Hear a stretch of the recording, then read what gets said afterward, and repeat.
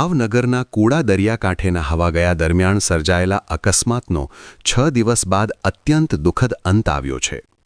કુડામાં નહાવા પડેલા ઉવેશ ચાંદભાઈ શેખ નામના યુવકનો મૃતદેહ છેક મહુવા તાલુકાના પિંગળેશ્વર મહાદેવ દરિયાકાંઠેથી મળી આવ્યો છે।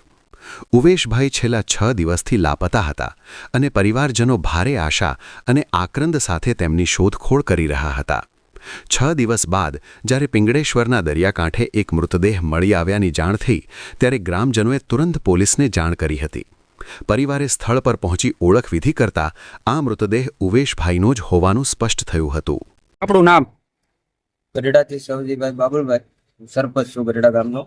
ને અમારા ગામમાં એક ડેડ બોડી નીકળી, મને ગામવાળાનો ફોન આવ્યો, હું મોવા હતો તો મને કે ફોન ડેડ બોડી નીકળી, તમે તાત્કાલિક આવો।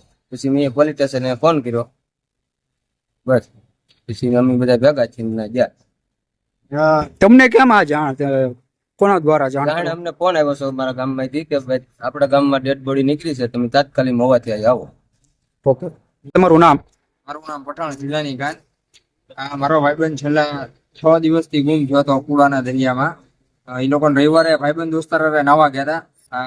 4:30 નો બનાવ હતો। એ 5 વાગ્યા પર ઘરે ખબર પડી કે ભાઈ આ રીતનો બનાવ બન્યો છે।